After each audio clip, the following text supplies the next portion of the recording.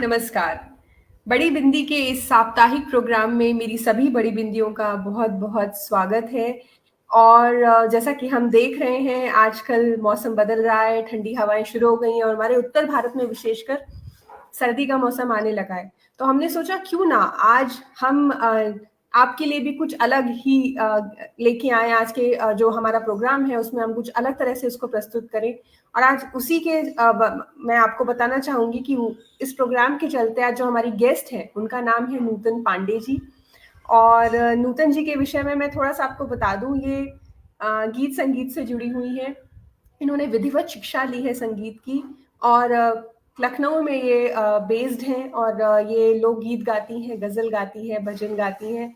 और आज हमारे बड़ी बिंदी के इस मंच पर नूतन जी, पहले तो आपका बहुत-बहुत स्वागत है। नमस्कार। बड़ी तो बिंदी पे बुलाने के लिए आप सभी का हार्दिक अभिनंदन और सभी लोगों को मेरा नमस्कार। बड़ी बिंदी के इस मौसम में आज जो है हम आज विशेषकर मैं तो पिछले 1 सप्ताह से आपको सुनने के लिए काफ़ी बेचैन रही हूँ। नूतन जी, आपको बताती चलूँ कि मैंने आपको ऑनलाइन ज़रूर सुना है कई बार, जैसा कि आप आकाशवाणी में, दूरदर्शन में, नागरी प्रचारिणी में भी कार्यक्रम करती रहती हैं नियमित जी, रूप से। तो शुरुआत करते हैं यहाँ से कि मुझे कुछ बताएँ कि आपका बचपन कहाँ पे बीता, कैसे बीता और क्या शिक्षा-दीक्षा रही, पारिवारिक माहौल कैसा था? मेरा बचपन जो है भारत के कई हिस्सों में बीता क्योंकि मेरी पैदाइश जो है वो जालंधर पंजाब की है और पापा चूँकि आर्मी में डॉक्टर थे, तो इंडिया के कई हिस्सों में हम लोग रहे।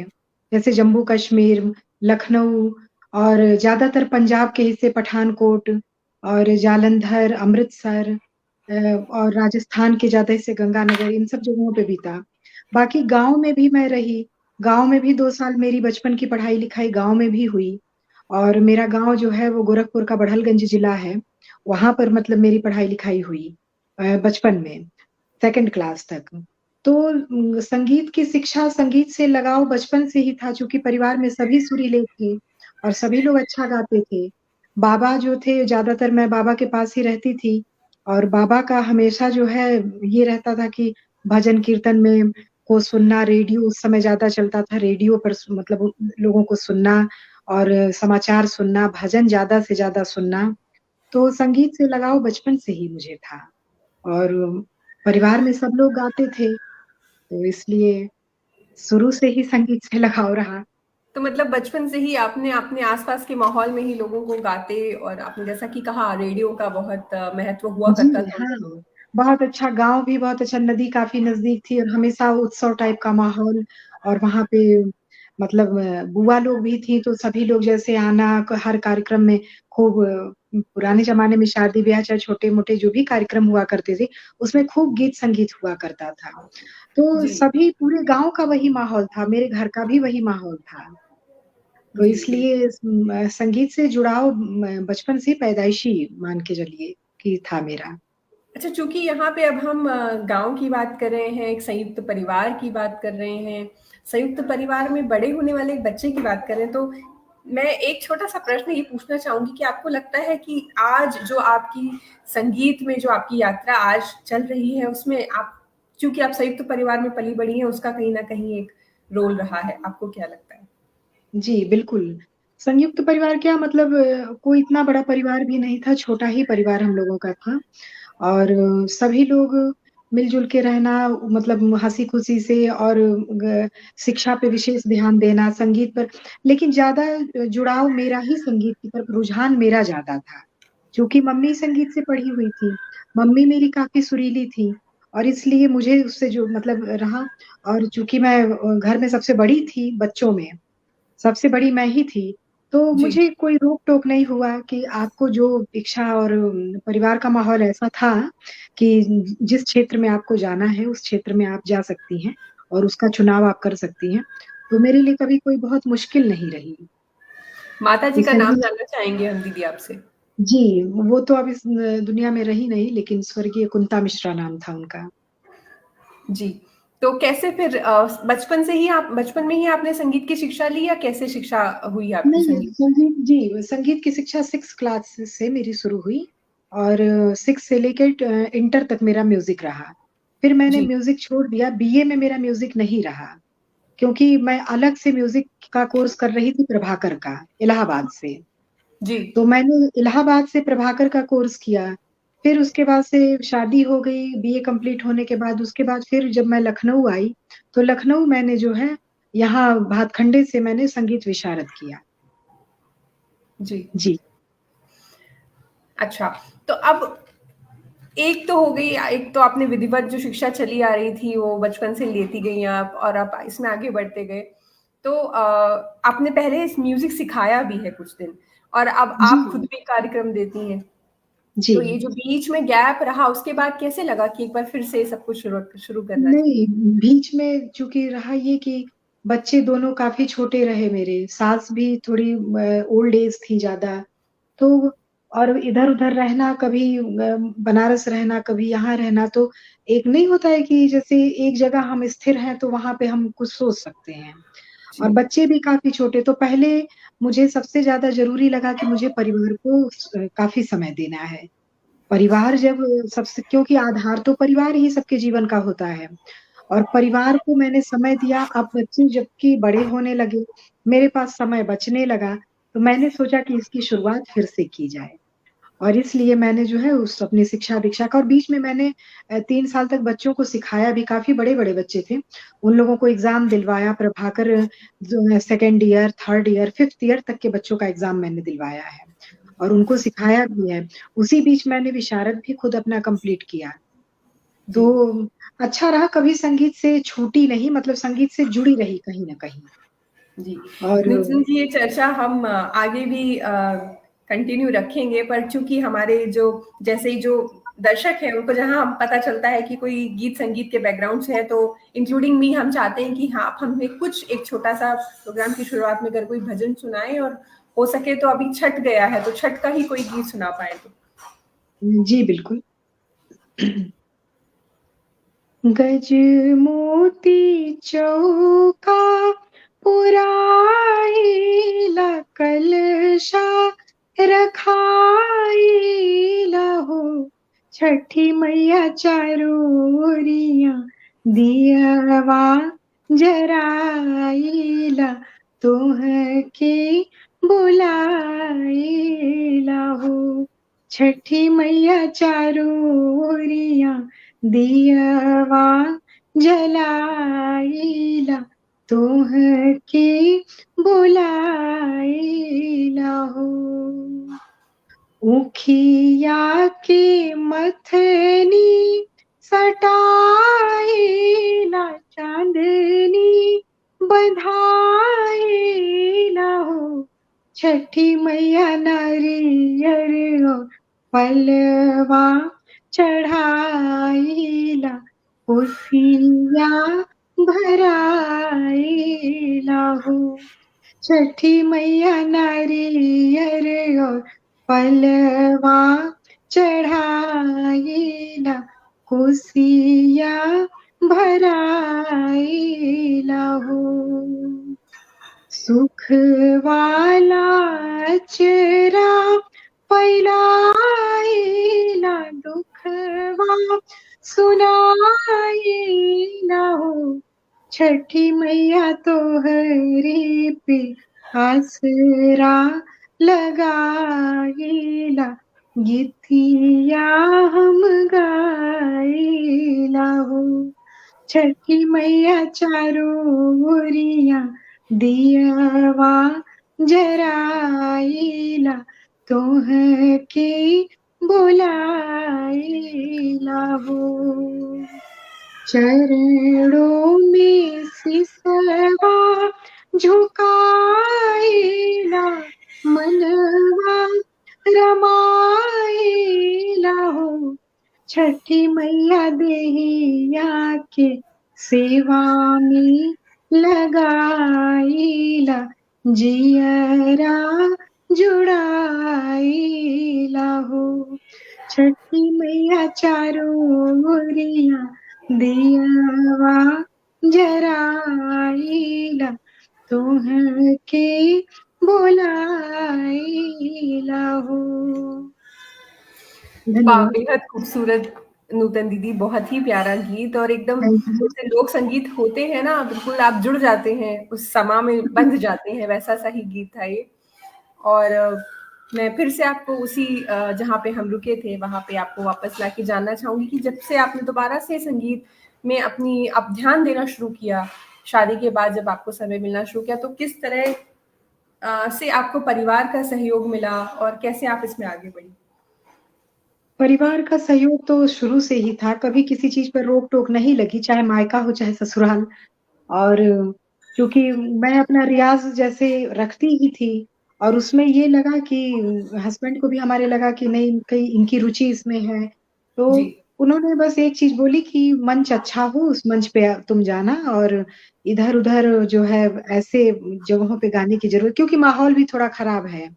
और संगीत को क्योंकि भोजपुरी है, भोजपुरी अवधि और इन सब चीज़ों को लोग थोड़ा-सा अजीब-सी दृष्टि से देखते हैं, ख़ासकर भोजपुरी को। जी, क्योंकि भोजपुरी का माहौल चूँकि काफ़ी खराब हो चुका है, कुछ कलाकारों ने ऐसा कर दिया है।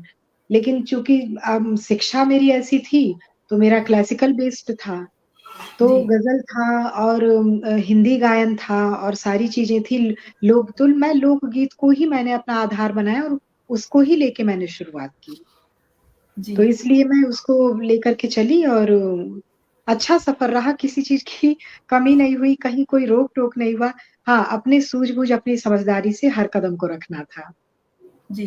दीदी जब हम लोकगीतों की बात करते हैं, तो लोकगीत मतलब जो लोक में जो हमारे आस-पास जो परंपराएँ हम देखते आ रहे हैं, ज़्यादातर उसके लिए वो लोकगीत गाए जाते हैं। तो हाँ। आजकल जो दौर चल रहा है, उसमें आपको क्या लगता है कि अब लोकगीतों की क्या भूमिका रह गई है? लोग उनको सुनने में कितने तत्पर दिखते हैं आप?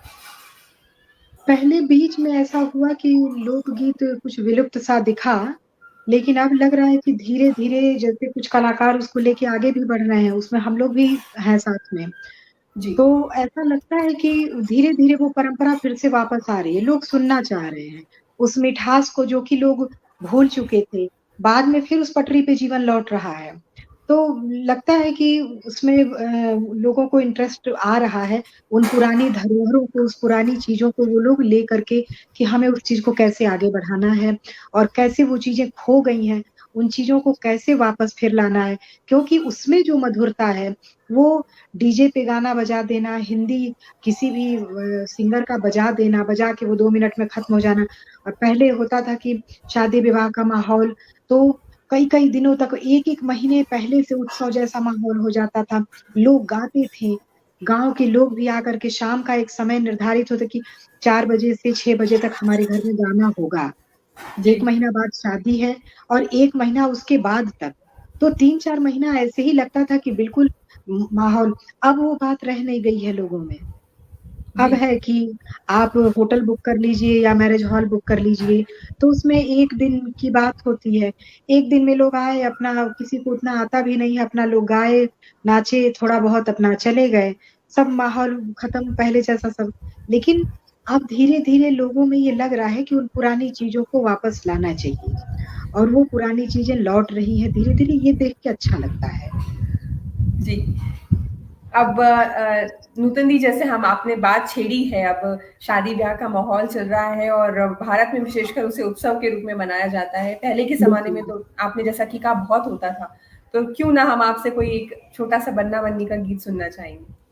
हाँ, हाँ, मैं विवाह गीत सुनाऊँगी आप लोगों को, बहुत प्यारा और पारंपरिक है जी। और जी।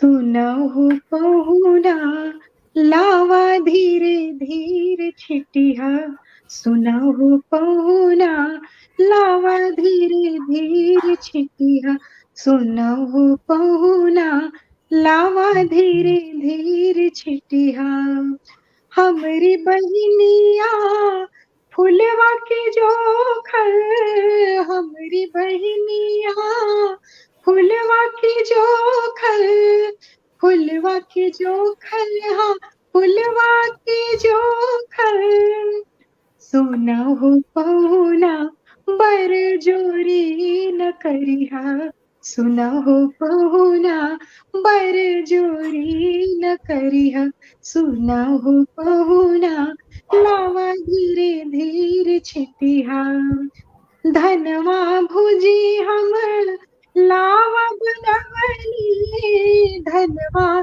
भुजी हम लावा बनवली सुनहु पहुना लावा चोरी न करिहा सुनहु पहुना लावा चोरी न करिहा सुनहु पहुना लावा धीरे धीरे छिटिहा दुल्हा दुल्हनिया के गठवा जुराए दुल्हा दुल्हनिया के गठवा जुराए गठवा जुराइल हा गठवा जुराइल सुनहु पहुना देखा साथ निभैया सुनहु पहुना देखा साथ निभैया सुनहु पहुना लावा धीरे धीरे छिटिहा सुनहु पहुना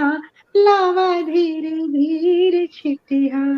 थैंक यू। वाह वाह वाह वाह, बहुत बहुत ही प्यारा, बहुत सुरीला और छेड़खानी से भरा गीत, जैसा कि एक सामाजिक माहौल हम अपने परिवारों में हाँ देखते हैं विवाह के समय।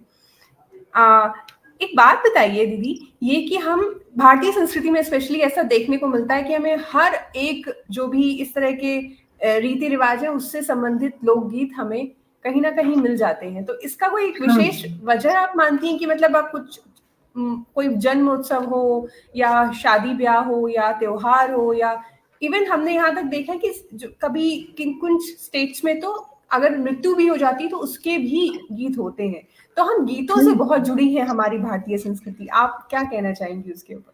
नहीं, बिल्कुल जो है हर चीज का, हर एक माहौल का यहाँ गीत है।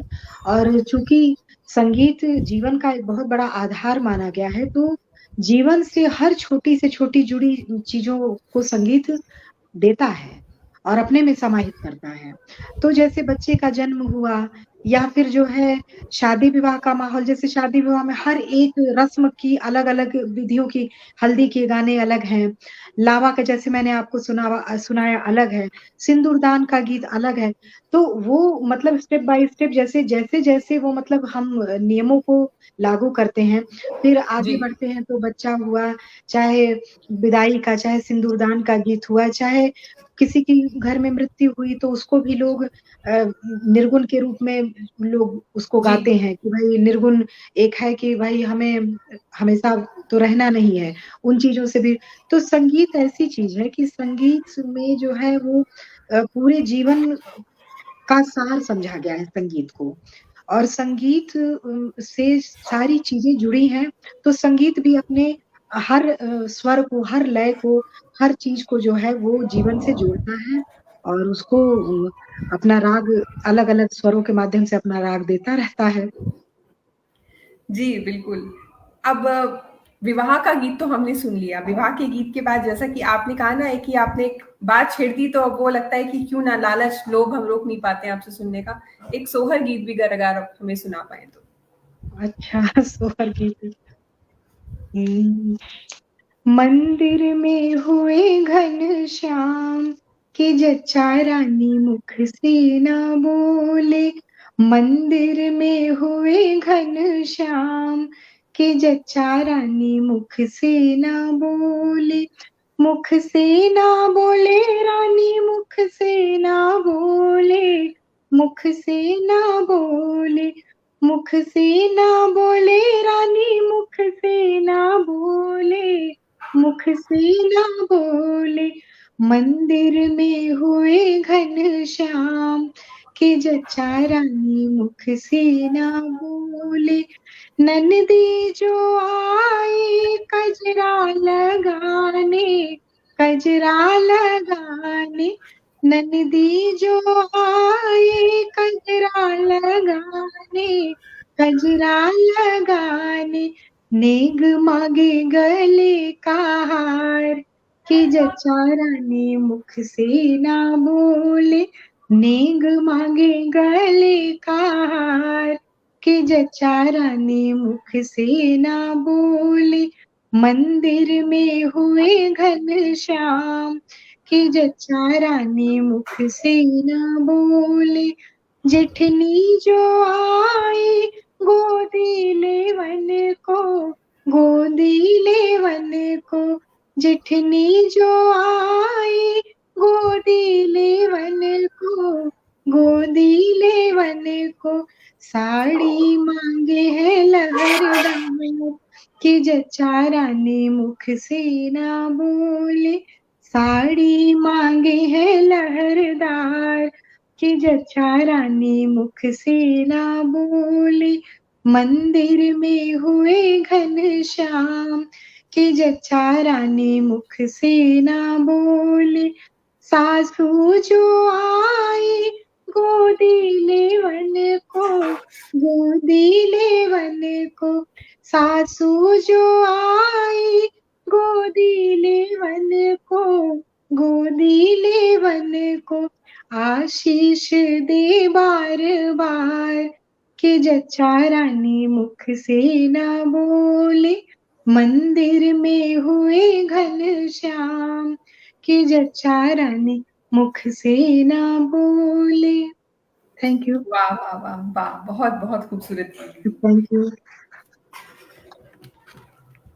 दीदी। थोड़े से अनुभव मैं जानना चाहूंगी आपके, जब भी आप स्टेज पे परफॉर्म करती हैं या दूरदर्शन के तहत जब आप जाती हैं या कहीं भी किसी तरह से जब परफॉर्म करती हैं, तो कोई एक अपना अनुभव हमें हमारे साथ अगर साझा करें कि जो लोगों ने लोकगीतों की वाहवाही की हो और आगे आगे बढ़ के कहा हो कि कुछ ऐसा था कि जो दिल को छू गया, कोई ऐसा अनुभव हो, कोई भी अनुभव हो आपका?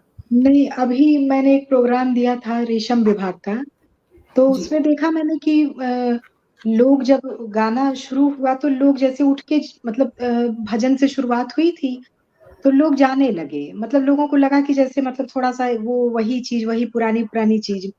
लेकिन फिर स्वरों की भी बात होती है और प्रेज़ेंटेशन आपका कैसा है उसकी भी बात होती है। और मेरे गाने भी कुछ ऐसे थे, मैंने कुछ इस इन सब टाइप के अलग गाने रखे, तो लोग आके बैठने लगे।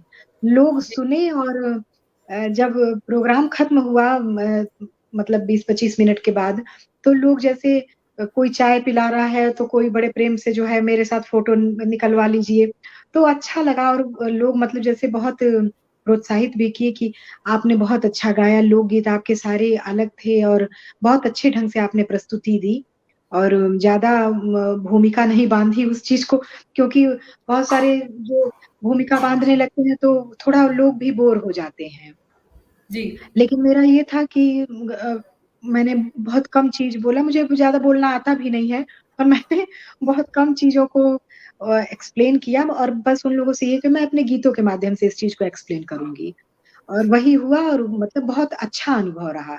दूरदर्शन में भी काफ़ी लोगों के फ़ोन आते हैं, काफ़ी दूर-दूर से फ़ोन आते हैं, चाहे रेडियो के भी प्रोग्राम होते हैं, तो उसमें भी लोग जैसे एक पहचान बन रही है, तो लोग मतलब बुला वो कि नूतन जी को बुलाया जाए, नूतन जी से ये गाना सुना जाए, ये जो पहले सुना चुकी हैं, उसको सुना जाए, तो ये सब चीज़ सुन के जैसे ऐसा लगता है कि मतलब लोगों में उत्साह बढ़ भी रहा है लोकगीतों के प्रति और अच्छा लगता है। मेरा भी अनुभव हमेशा हर जगह अच्छा ही रहा। जी कभी बिल्कुल। कोई ऐसा अनुभव रहा नहीं। जी। गीत संगीत की बात करते हैं तो हमारे उत्तर भारत में ही नहीं, पूरे देश में बॉलीवुड संगीत का बहुत हम असर देखते हैं। तो बॉलीवुड की कुछ ही मूवीज में हम ऐसा पाते हैं कि कहीं किसी एक फिल्म में अगर हम कहीं देखें कि किसी लोकगीत का प्रयोग किया गया हो, ज्यादातर हम नहीं पाते हैं ये। उसके विषय में आप कुछ कहना चाहेंगी कि बॉलीवुड में भी लोक संगीत का अगर प्रयोग किया जाए तो उसका, मुझे लगता है, भारतीय संगीत के साथ लोगों का जुड़ाव ज्यादा हो पाएगा। नहीं, बॉलीवुड में भी जैसे तमाम लोक गायिकाएँ हैं और उन लोगों ने जैसे शारदा सिन्हा जी हैं या कल्पना है, तो इन लोगों ने गाया है, अच्छे गाने इन लोगों ने गाए हैं। भोजपुरी चूँकि एक अलग क्षेत्रीय भाषा हो जाती है, क्षेत्र है और उसमें जो है वो अ, उसकी भाषा शैली अलग है, उसका तो जो उसको समझता है और जी ये बॉलीवुड है तो उसमें जो है तमाम ज़्यादातर हिंदी है, तो हिंदी भाषी गाने ही उसमें ज़्यादा प्रस्तुत किए जाते हैं। लेकिन लोक संस्कृति से जुड़े जैसे शारदा सिन्हा जी का एक गाना था कहे तुझसे सजनी मैंने प्यार किया में, जी जी तो जी। वो गाना काफ़ी प्रचलित हुआ और वो लोकगीत ही था और उसको काफ़ी मतलब वो काफ़ी प्रचलन में आया। और हमारे तरफ की जो बिहार की लोक गायिका हैं, उन्होंने बहुत अच्छे ढंग से इसको निभाया और गाया और काफ़ी आज तक उसका क्रेज़ है। तो हिंदी गानों का है, लेकिन लोकगीतों का भी महत्व बहुत ज़्यादा है इसमें।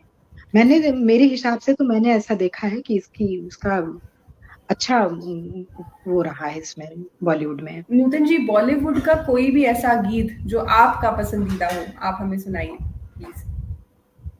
बॉलीवुड के तो बहुत सारे गीत, जैसे मैंने अभी आपको बताया, इसी को सुनाती हूँ अगर मुझे ठीक से याद हो तो। जी, स्वागत है। कहीं तो से सजना, कहीं तो से सजना, ये तुहरी सजनिया, पग पग ले जाऊं तुहरी बलैया में, पग पग ले जाऊं तुहरी बलैया। मगन अपनी धुन में, मगन अपनी धुन में, रहे मोर सैया, पग पग लिए जाऊं तुहरी बलैया में, पग पग लिए जाऊं तुहरी बलैया।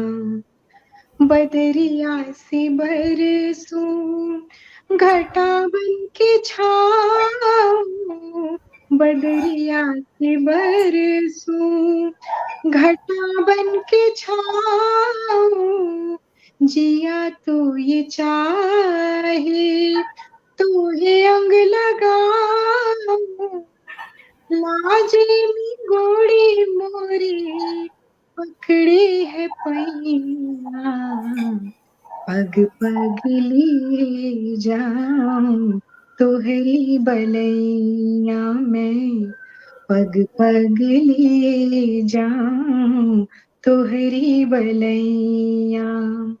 कहे तो से सजना, ये तोहरी सजनिया, पग पग लिए जाऊं तोहरी बलैया। Thank you Anjali. वाह! कितना खूबसूरत गीत है, और ये इस गीत की जो धुन है, जिस तरह से इसको गाया गया है, बहुत ही दिल छू जाने वाला गीत है, बहुत प्यारा गीत है। बहुत अच्छा गीत है। कुछ फ़िल्मों में हम देखते हैं आजकल कि अब कुछ हैं जिसमें हम लोक संगीत सुनते हैं। आशा है कि इस तरह से लोगों का मुझे तो लगता है कि जो दर्शक सुनना चाहते हैं वही सुनाया भी जाता है। तो अगर सुनने वाले होंगे तो क्यों नहीं सुना जाएगा? बिल्कुल सुना क्यों जाएगा। नहीं सुनाया जाएगा, बिल्कुल। और कई और भी विधाएँ हैं संगीत की जिसमें आप कार्यक्रम देती आती हैं दीदी, जैसे कि आपने गज़ल के बारे में भी हमें बताया। तो कोई जी। एक गज़ल हमारे दर्शकों के लिए सुनाएँ। गजल। रफ्ता रफ्ता वो मेरी हस्ती का सामा हो गई, रफ्ता रफ्ता वो मेरी हस्ती का सामा हो गई।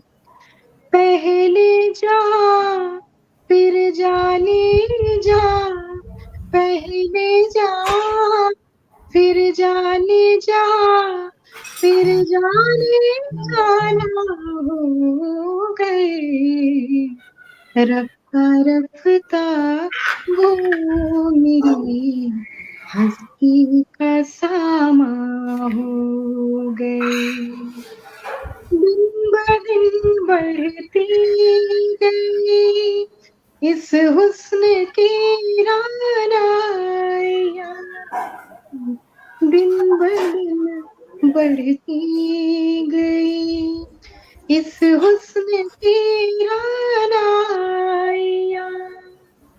पहले जा फिर जाने जा, फिर जाने जाना हो गई, रफ्ता रफ्ता वो मेरी हस्ती का सामा हो गई।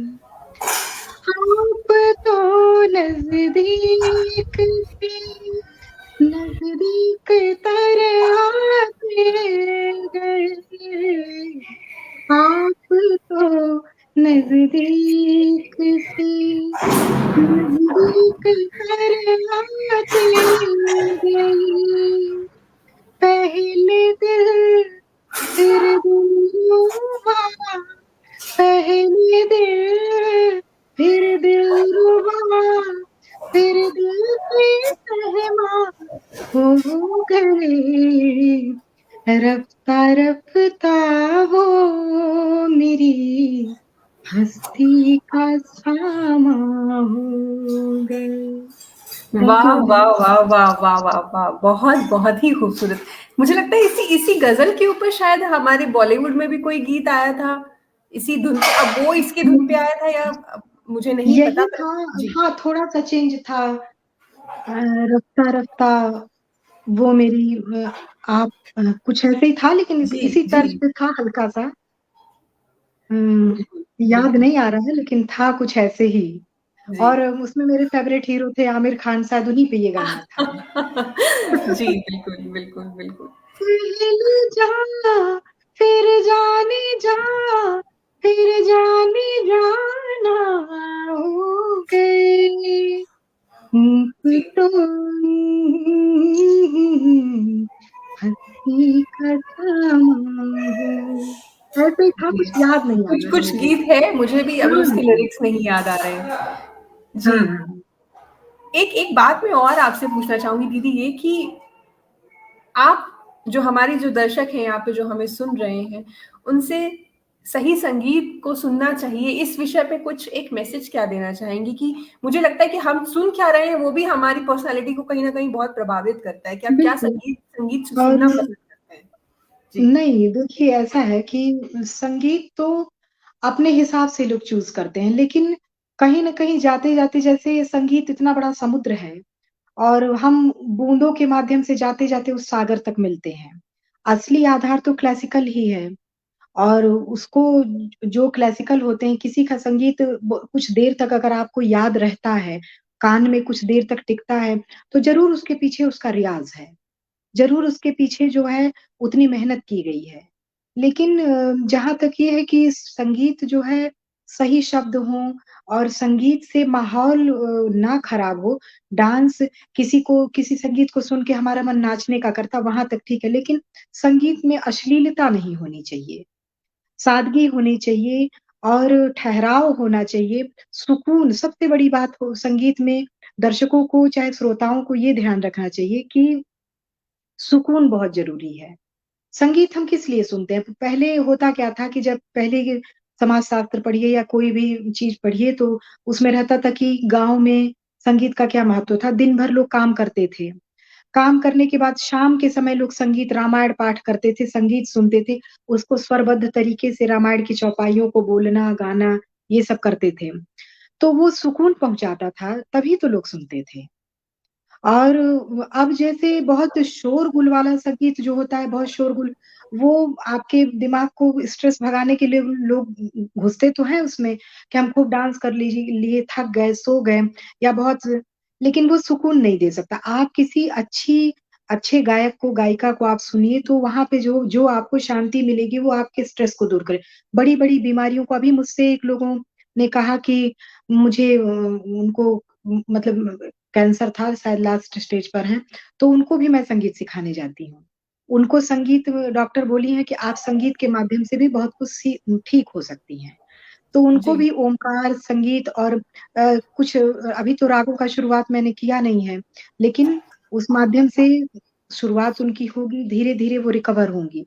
तो उनको जब पहली बार मैं सिखाने गई और पहली बार मैंने ओमकार और खरज साधना बताई, तो उनको बड़ा अजीब-सा लगा कि जैसे मतलब उनको पुरानी चीज़ें याद आने लगीं, और वो कहीं न कहीं बचपन उनका, तो संगीत में इतनी ताकत होती है, वो आपको कहाँ ले जाएगा, जहाँ पे आप ठीक हो सकती हैं, जहाँ पे आपका दिमाग शांति, सुकून महसूस करे। तो संगीत को इस दृष्टि से सुनना चाहिए कि वो हमारा, एक तो सबसे बड़ी ध्यान की प्रक्रिया होती है संगीत। जी ओशो को जो लोग सुनते होंगे, आपके श्रोता लोगों में से बहुत लोग ओशो को भी सुनते हो। ओशो ने कहा है कि संगीत साधना करने वालों को या गाना गाने वालों को कभी भी किसी भी योग की ज़रूरत नहीं होती है। संगीत अपने आप में ध्यान है। तो जब आप ध्यान में जाते हैं तो आप कहाँ पहुँच जाते हैं, कहाँ पे आपकी कौन-सी बीमारी, कौन-सा स्ट्रेस, कौन-सा तनाव आपका दूर हो जाता है, वो सारी चीज़ें संगीत के तो लोगों को संगीत अच्छा सुनना चाहिए, बढ़िया सुनना चाहिए और जो उनको पसंद हो वो सुनना चाहिए लेकिन वो सुकून भरा हो। जी मैंने भी सुना था, मेरी भी बहुत थोड़ी-सी शिक्षा हुई है संगीत में शुरुआती स्कूली दिनों में। तो हमारी जो हाँ, मैडम थी वो कहा करती थी कि जब आप सही सुर साधते हैं तो सुर आते हैं और जब आप गलत सुर लगाते हैं तो असुर भी आते हैं। तो ये असुर भी महत्व आता है, है बिल्कुल। सही सुर हाँ, का। जी। दीदी कितना भी आपको सुने हमारा लोभ खत्म नहीं होता। अब हमारी घड़ी इशारा कर रही है पर मैं क्लोजिंग करते-करते आपसे किसी भी आपके पसंदीदा गीत की कोई भी 2 लाइनें सुनना चाहूँगी। हम तुम्हें अपनी पसंद की एक अगर याद हो मुझे ठीक ढंग से तो सुनाना चाहेंगे, एक बहुत प्यारा-सा गाना है, खामोशी फ़िल्म का और वो मुझे बचपन से बहुत ज़्यादा पसंद है। जी, स्वागत है। हमने देखी है इन आँखों की महकती खुशबू, हाथ से छू के इन्हें रिश्तों का इल्ज़ाम न दो। हमने देखी है उन आँखों की महकती खुशबू, हाथ से छू के इन्हें रिश्तों का इल्ज़ाम न दो। सिर्फ़ एहसास है बस रूह से महसूस करो, प्यार को प्यार ही रहने दो कोई नाम न दो। हमने देखी है उन आँखों की महकती खुशबू, हाथ से छू के इन्हें रिश्तों का इल्ज़ाम न दो। हमने देखी है प्यार कोई बोल नहीं, प्यार आवाज़ नहीं, सिर्फ़ खामोशी है, कहती है सुना करती है। ये न रुकती है ना बुझती है ना ठहरी है कहीं, नूर की बूँद है सदियों से बहा करती है। सिर्फ एहसास है बस रूह से महसूस करो, प्यार को प्यार ही रहने दो कोई नाम न दो। हमने देखी है उन आँखों की महकती खुशबू, हाथ से छू के इन्हें रिश्तों का इल्ज़ाम न दो। हमने देखी है। Thank you Anjali.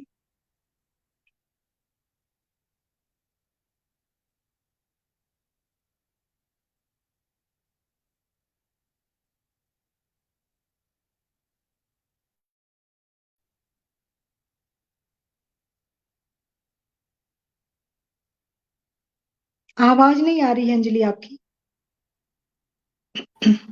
क्षमा चाहती हूँ मैं। मैं नूतन दी पहले तो आपका बहुत-बहुत धन्यवाद करती हूँ आज हमें इतना समय देने के लिए, इतना थैंक यू अंजलि। खूबसूरत संगीत, गीत विभिन्न विधाओं में हमें सुनाने के लिए और हमारी बड़ी बिंदियों को इतना अच्छा मैसेज देने के लिए कि आप जो भी सुनें, जो भी करें, संगीत से ज़रूर जुड़े रहें क्योंकि उसका भी हमारे जीवन पे कहीं न कहीं बहुत पॉज़िटिव प्रभाव पड़ता है। तो जी, बहुत-बहुत शुक्रिया दीदी आपका आज हमें समय देने के लिए। Thank you Anjali. आपका भी और सभी श्रोता लोगों का बहुत-बहुत धन्यवाद। और अपनी सभी बड़ी बिंदियों को मैं यहाँ पर बताती चलूँ कि हमारे डिस्क्रिप्शन बॉक्स में बाई मी अ कॉफ़ी का एक लिंक है, जिससे आप ज़्यादा से ज़्यादा कितनी भी कॉफ़ी खरीद सकते हो, कम से कम 1 कॉफ़ी तो खरीद ही सकते हैं। ये जो धनराशि है, ये हमारे कैंसर सर्वाइवर्स के लिए जाती है। ये कहते हुए मैं आज आप सबसे फिर से विदा लेती हूँ, फिर से मिलते हैं अगले सप्ताह। धन्यवाद।